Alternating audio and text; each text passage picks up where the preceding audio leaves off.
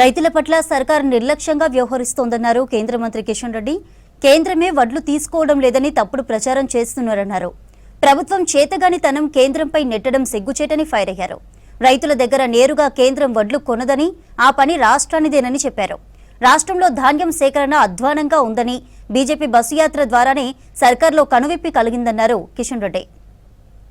దళారీల మధ్యలో తెలంగాణ రైతులు విలవిలలాడుతూ ఉన్నారు. అంగట్లో అన్ని ఉన్నప్పటికీ అల్లున్నట్లో శనన్నట్టుగా ఈరోజు ప్రభుత్వం యొక్క చేతగానితనం కారణంగా, ప్రభుత్వానికి సమగ్రమైనటువంటి కార్యాచరణ ప్రణాళిక లేని కారణంగా ఈరోజు రైతుల పంట చేతికొచ్చిన తర్వాత వానదేవుడు ఆగ్రహానికి గురవుతా ఉన్నారు.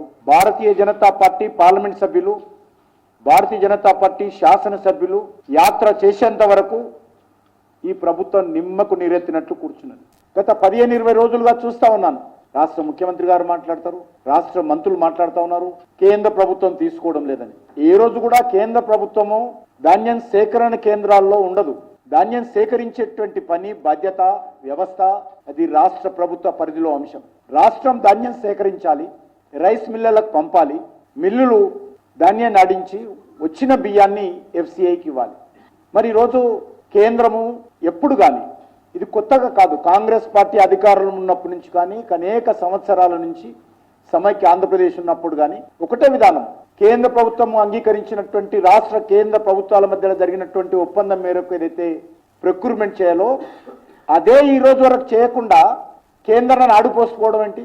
దేశవ్యాప్తంగా విపరీతంగా ధాన్యం ఉత్పత్తి జరిగింది. ఒక తెలంగాణలో కాదు, అది ఛత్తీస్గఢ్లో తీసుకున్నా, పంజాబ్లో తీసుకున్నా, మధ్యప్రదేశ్లో తీసుకున్నా, తెలంగాణలో తీసుకున్నా, అన్ని రాష్ట్రాల్లో కూడా అద్భుతంగా పంటలు పండుతూ ఉన్నాయి. ప్రభుత్వ బాధ్యతలు వైఫల్యం చెంది రైతుల ఉసురు పోసుకుంటుంది ఈ ప్రభుత్వాలు. బీఆర్ఎస్ హయాం నుంచి ఈ రోజు వరకు కూడా దగా జరుగుతూ ఉంటే, రైతుల పుట్టగొడతా ఉంటే, ప్రజలకు అన్యాయం జరుగుతూ ఉంటే ఈరోజు తమాష అయిపోయింది.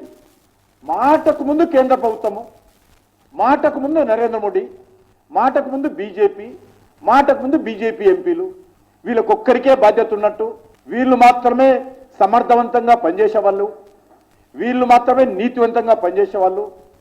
ఇకెవరు నీతివంతంగా చేయరు. 86-87 లక్షల మెట్రిక్ టన్నుల బియ్యం ప్రొక్యూర్మెంట్ చేస్తే దేశమంతా ఒక తెలంగాణ నుంచే 51 లక్షల మెట్రిక్ టన్నుల బియ్యం తెలంగాణ నుంచే సేకరించడం జరిగింది. అంటే తెలంగాణ మీద కేంద్ర ప్రభుత్వానికి అభిమానం ఉందా లేదా దీన్ని అర్థం చేసుకో.